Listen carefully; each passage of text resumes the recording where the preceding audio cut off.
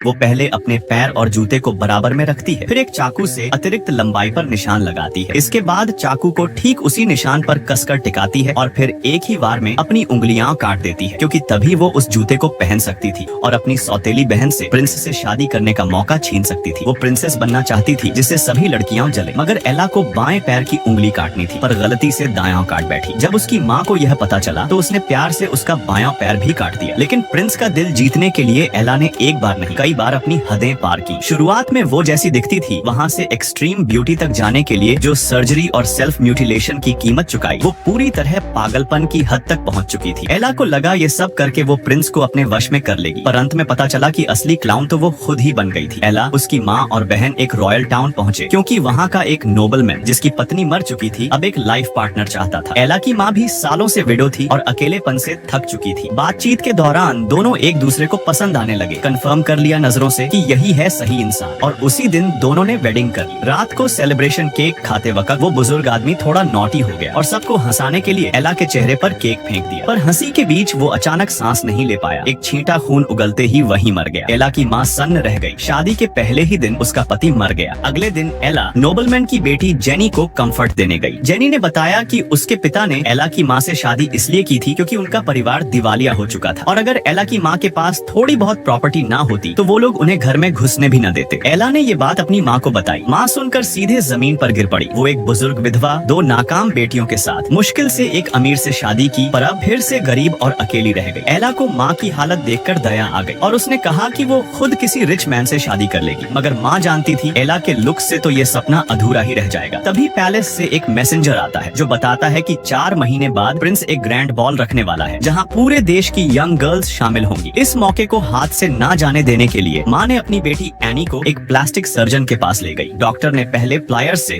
उसके अगली ब्रेसेस निकाल दिए, फिर एक आयरन प्लेट और हैमर से उसकी नोज बोन तोड़ी। एनी की चीखों से उसकी बहन शॉक्ड रह गई, मगर सेल्फिश माँ की आंखों में सेटिस्फैक्शन था, क्योंकि यही उनका लास्ट चांस था हाई सोसाइटी में लौटने का। सर्जरी के बाद एनी ने नोज सपोर्ट पहना और लोकल डांस स्कूल भेजी गई, क्योंकि प्रिंस से शादी करने के लिए डांस मास्टरी जरूरी थी। लेकिन पहले दिन ही उसके लुक्स के कारण उसे आखिरी पंक्ति में डाल दिया गया और एक ब्यूटीफुल गर्ल को आगे की लाइन में रख दिया गया। इससे एनी की सेल्फ एस्टीम टूट गई, मगर प्रिंस के लिए उसे सब सहना पड़ा। चौंकाने वाली बात ये रही कि जब सिलेक्शन लिस्ट आई, एनी का नाम उसमें था। उसने सोचा किस्मत उसके साथ है, मगर बाद में पता चला कि उसकी माँ ने डांस टीचर को ब्राइब दिया था। इससे उसका कॉन्फिडेंस और टूट गया। माँ ने उसे मोटिवेट किया, खुद पर भरोसा रखो। नोज सपोर्ट हटाने पर एनी की नोज परफेक्ट दिखी। तभी माँ ने उसे एक स्मॉल मेटल बॉक्स दिया जिसमें पैरासाइट एग्स थे। माँ ने कहा इसे खाने से वेट कम हो जाएगा। एनी ने बिना झिझक खा लिया। बहन ये देखकर शॉक्ड थी, पर एनी ने सिर्फ इतना कहा, प्रिंस के लिए कुछ भी करूंगी। तभी अचानक दूर से आवाजें आई। एनी देखने गई और देखा कि वहाँ जंगल में प्रिंस शिकार कर रहा था, मगर प्रिंस ने एनी को देखकर ऐसा कुछ कह दिया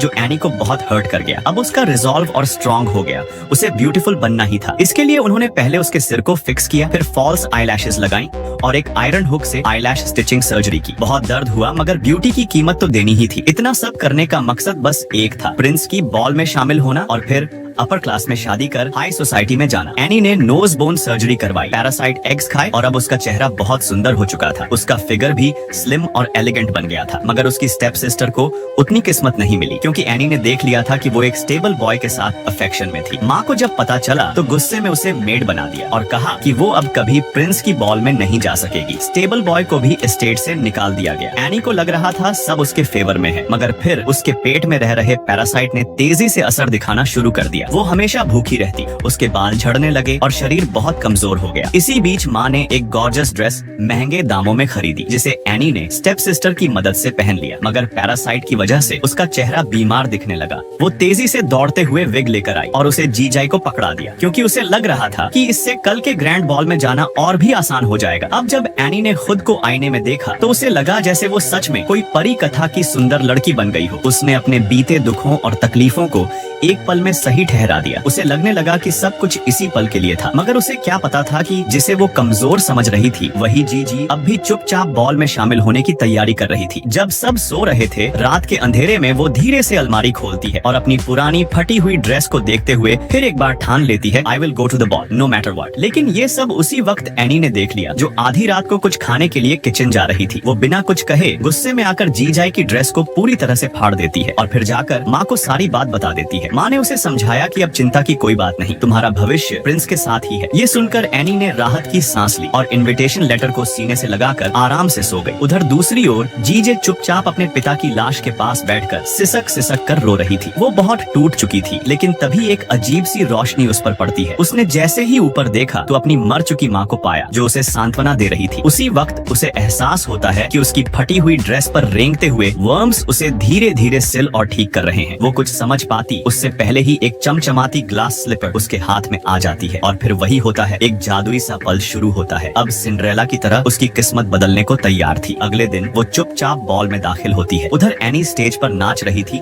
और सबकी निगाहें उसी पर थी। प्रिंस उसे देखकर मंत्रमुग्ध हो गया था और तुरंत जाकर उसे डांस के लिए आमंत्रित करता है। एनी का चेहरा खुशी से चमक उठा। उसे लगा उसकी सारी मेहनत रंग लाई। मगर तभी महल का दरवाजा फिर से खुलता है। हर किसी की नजर उस ओर जाती है। वहाँ खड़ी थी जीजाई, एकदम नए सिंड्रेला गाउन और वेल में। वो जैसे कोई परी हो। एनी को यकीन नहीं हुआ कि जो ड्रेस उसने खुद फाड़ी थी वो अब इतनी सुंदर और साफ कैसे हो गई। इससे पहले कि वो कुछ कह पाती, प्रिंस की निगाहें जीजाई पर टिक गईं और वो एनी को पीछे छोड़ उसके साथ डांस करने लगा। एनी का दिल पूरी तरह से टूट गया। वो अंदर से घबरा गई और तभी उसके पेट में पल रहे वर्म्स की वजह से उसे जोर की उल्टी हो गई। माँ तुरंत उसके पास आई और समझाया कि अगर प्रिंस नहीं तो बाकी ड्यूक्स भी वहाँ हैं। अब कुछ न कर पाने की स्थिति में एनी ने अपनी घिन और दर्द को दबाया और फिर से डांस फ्लोर पर जाकर बाकी आदमियों के साथ नाचने लगी। पर तभी उसे एहसास हुआ वो सिर्फ माँ का एक पपेट थी, जिसे दूसरों को खुश करने के लिए इस्तेमाल किया जा रहा था। जैसे जैसे डांस तेज होता गया, माहौल डरावना और भारी लगने लगा। रात के 12 बजते ही जीजे डरकर वहाँ से भाग जाती है और गलती से एक ग्लास स्लीपर छोड़ जाती है। प्रिंस सबके सामने ऐलान करता है, जो भी इस स्लीपर को पहन सकेगा वो उसकी रानी बनेगी। अब एला सीधा घर जाती है और जेनी को धमकाती है कि वो दूसरी स्लीपर उसे दे दे। जब उसे स्लीपर मिलती है तो वो पहनने की कोशिश करती है, लेकिन उसका पैर काफी बड़ा था। It doesn't fit. तब वो बगैर सोचे अपना पैर काट देती है। दर्द इतना था कि वो वहीं बेहोश हो जाती है। माँ को लगता है उसने गलत पैर काटा तो वह दूसरा पैर भी काट देती है। अगली सुबह माँ प्रिंस को घर बुलाती है। एला एक सादी सी ड्रेस में आती है और प्रिंस उसके पैर में स्लीपर पहनाता है, जो बिल्कुल फिट आती है। मगर ये सब